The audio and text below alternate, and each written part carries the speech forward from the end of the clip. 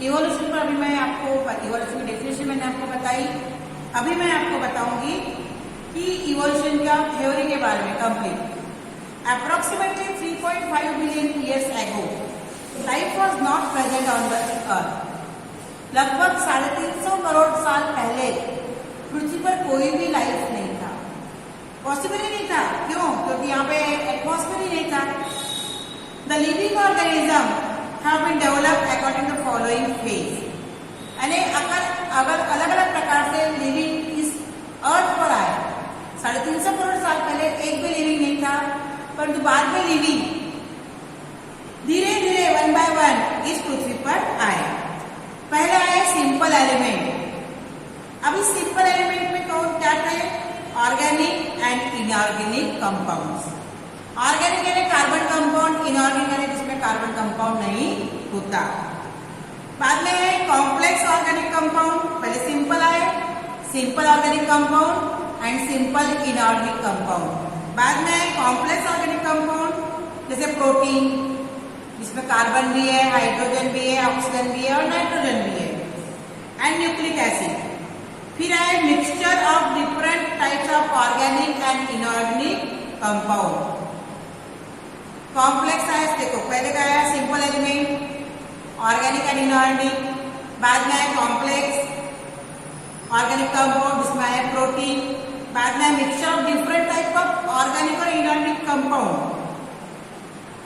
और उसके बाद आई पहली प्रिमिटिव सेल, जिसको हम बोलते ना कि यूनिसेलुलर। तो फर्स्ट सेल उसके बाद आया। अब तुरंत एक साल के अंतराल में आएंगे ये नहीं, इनको कम से कम 50 साल, 50,000 साल, 40,000 साल, इस प्रकार के साल इनको लगते हैं। First primitive type of cell, that process चलते गई, सराउंडिंग केमिकल्स वहां डेवलप हुआ और ग्रोथ, सेल की ग्रोथ होने लगी। सिंगल सेल आई, बाद में नंबर ऑफ सेल में वो डिवाइड हो गया और उसके बाद आया फर्स्ट लिविंग ऑर्गेनिज्म। कहीं तो ऐसी थ्योरी भी है कि इवोल्यूशन की पृथ्वी पर 24 घंटे में पूरे दिनों पानी ही पानी आता था, मौसम नहीं था, पानी ही पानी आता था। और ये पानी की बूंदे सागर में आपस में टकरा के पहला लिविंग प्रोड्यूस हुआ, ऐसी भी एक थ्योरी है। पर यहाँ पे क्या है? सिंपल आया, सिंपल ऑर्गेनिक, इनऑर्गेनिक, फिर complex organic that is protein. उसके बाद mixture of different types of organic और इनऑर्गेनिक आए। फिर आया first primitive type of cell. ये फर्स्ट प्रिमिटिव ऑफ सेल क्या हुई है? प्रोसेस में आई और एक सेल से अनेक सेल बनते गई और एक पहला लिविंग पृथ्वी पर आया। Those organ that could adjust and adopt to the surrounding condition. कौन सा आया वो? कि ऐसा ऑर्गेनिज्म जो उस वातावरण में, उस समय के वातावरण में अपने आप को उसमें एडजस्ट करने के योग्य था, जो सर्वाइव कर लिया वो ग्रो हो गया। समझ में आ गया ना? This is according to the principle of natural selection. बार बार डार्विन की थ्योरी आ रही है, प्रिंसिपल ऑफ नेचुरल सिलेक्शन। उसमें एक ही वर्ड था, सर्वाइवल ऑफ फिटेस्ट। जैसे हमने बहुत सारे पौधे लगा दिए, 1 2 3 4 5 6, समझ में आया? सब पास लगा दिए, पर तो कोई बड़ा हो जाता है, कोई छोटा ही रहता है। क्यों छोटा रहता है? क्योंकि उसको धूप मिलती है, ये मिलता है, पोषण प्रॉपर नहीं मिलता। तो जो सर्वाइवल है वो आगे जाएगा और जो सर्वाइवल नहीं है वो वहीं पे थम जाएगा। Some of them could not adjust, perish.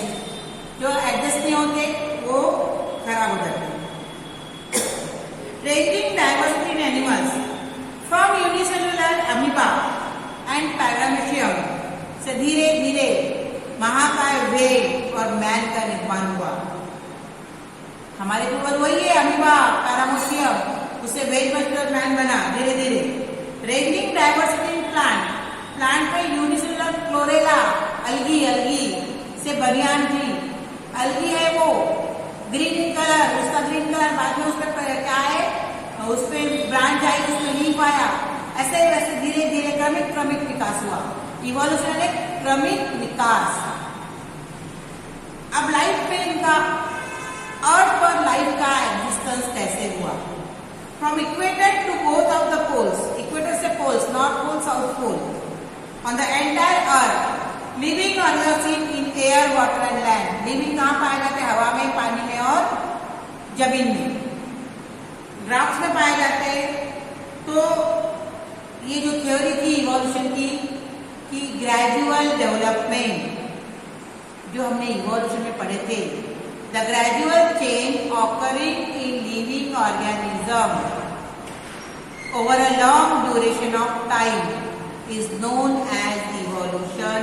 इसको धीरे धीरे वर्ल्ड वाइड सभी साइंटिस्ट ने, सभी बायोलॉजिस्ट ने इसको मान्य किया कि नहीं, पृथ्वी पर लिविंग इसी प्रकार से आया होगा, from unicellular amoeba paramecium to giant whale, from chlorella plant algae से लेके बनियान ट्री। ये एक एक कैरेक्टर्स ले लेके ये आगे बढ़ते गया। अब थ्योरी ऑफ इवोल्यूशन, हमको थ्योरी ऑफ इवोल्यूशन में क्या पढ़ना है? First living organism material is the protoplasm. अब लिविंग मटेरियल क्या था? Protoplasm, which was form in the ocean. मैंने अभी बताया कि पहला जो लिविंग मटेरियल था प्रोटोप्लाज्म, वो ओशन में बना, समुद्र में बना।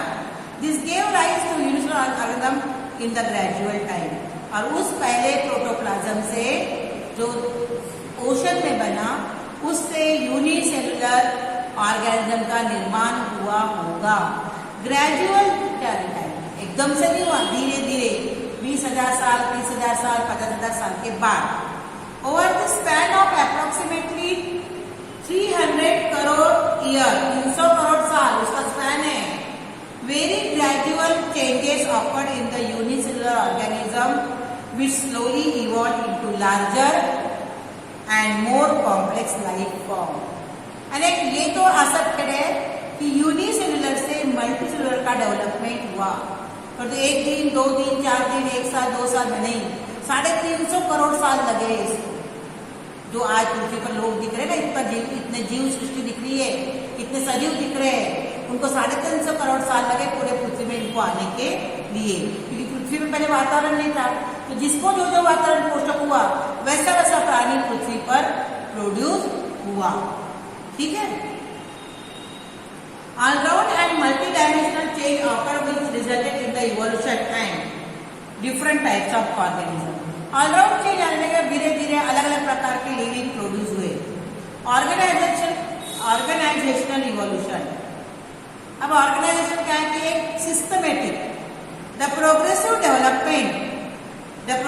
Development of plants and animals over a very large time is called organisational evolution. धीरे धीरे क्रमिक विकास जो धीरे धीरे प्लांट्स और एनिमल्स में हुआ, उसे कहते हैं ऑर्गेनाइजेशनल इवोल्यूशन। और लास्ट में है evolution. Development of living organism from ancestor having different structural and functional organisational is called evolution. तो कहते हैं कि मनुष्य बंदर का हमारा पूर्वज बंदर है। अब बंदर के शरीर में बाल भी थे, हमारे शरीर में नहीं है। बंदर की पूंछ भी थी, हमारी पूंछ नहीं है। पूंछ हमारी कैबिनेट में रीढ़ की हड्डी में, ये यहाँ पे बोन है ना सबसे नीचे, वो बोन कैबिनेट में पूंछ भी इस प्रकार करती है। अब उस समय बंदर की पूंछ थी क्योंकि वो पेड़ों पर रहता था। मनुष्य पेड़ों पर रहता है क्या? नहीं। इसलिए हमारा शरीर इरेक्ट पोस्चर बना हुआ है, 2 पैर 2 हाथ सीधे तने खड़े हुए हैं, है ना। तो कहीं ना कहीं ये सब एक दूसरे से मिले हुए ही रहते हैं। अब इवोल्यूशन हुआ होगा तो एविडेंस चाहिए, प्रूफ चाहिए, प्रूफ। अब प्रूफ क्या है? तो evidence of evolution is an everlasting process, कभी ना खत्म होने वाली प्रोसेस है, एवरलास्टिंग प्रोसेस है। The proof to support this process are called evidence of evolution. जो प्रूफ आते हैं इवोल्यूशन हुआ होगा, तो उसको सपोर्ट करने के लिए जो प्रूफ मिलते हैं उसे कहते हैं एविडेंस। उसमें पहला आता है मॉर्फोलॉजिकल एविडेंस। पहला क्या आता है? Morphological evidence. तो मॉर्फोलॉजिकल एविडेंस में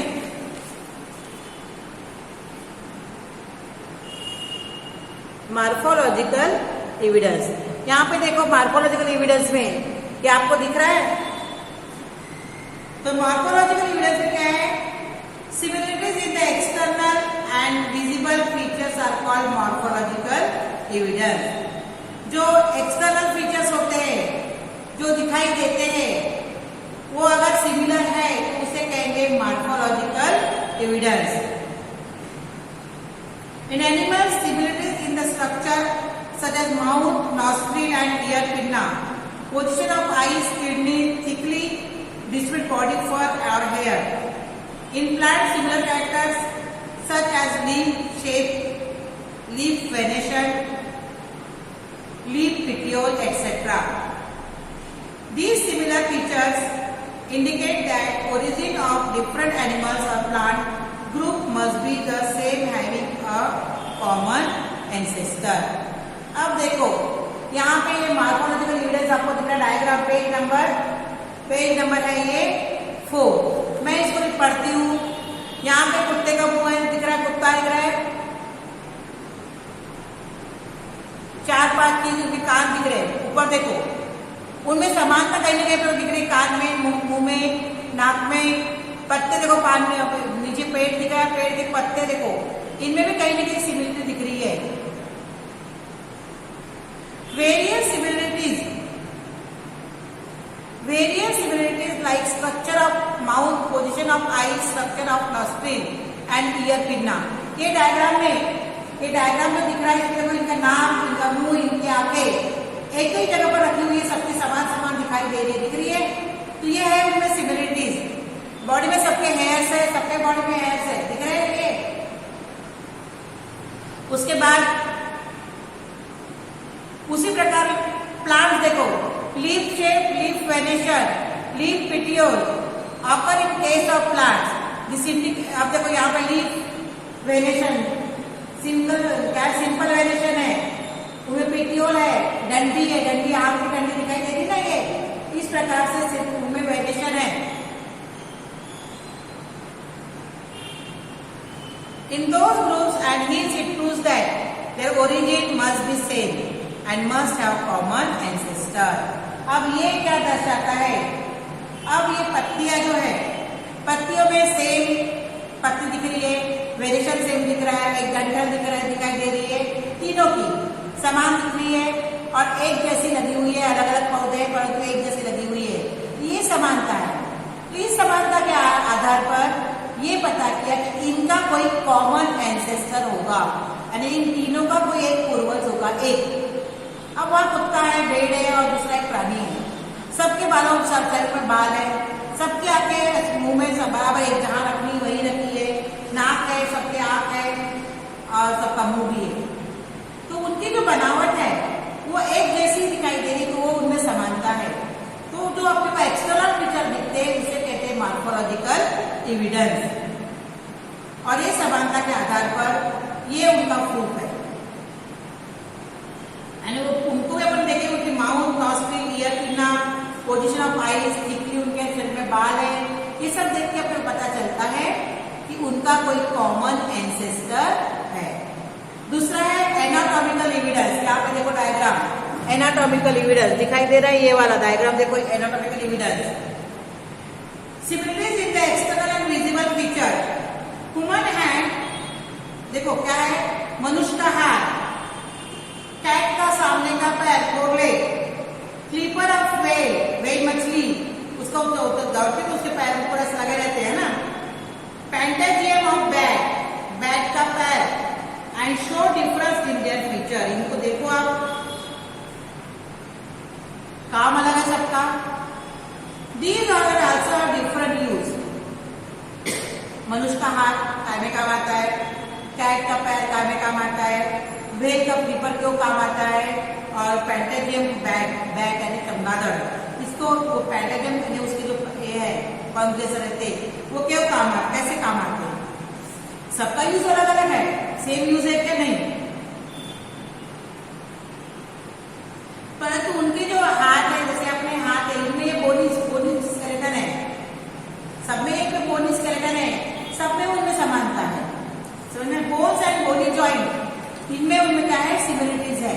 तो इसके आधार पर बताते हैं कि ये कहीं न कहीं एक ही इनका पूर्वज होगा। ये हो गया anatomical evidence.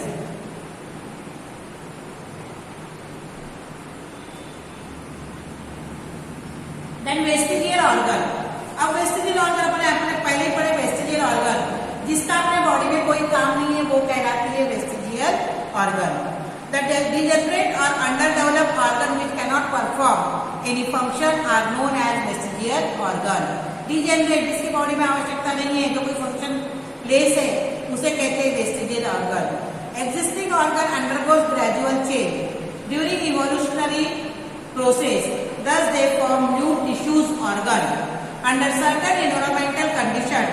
Such change are necessary, however some structure become useless in newly changed condition. जैसे हमारे बॉडी में ये एब्डोमेन में हमारे क्या है, हमारे एब्डोमेन में क्या रहता है,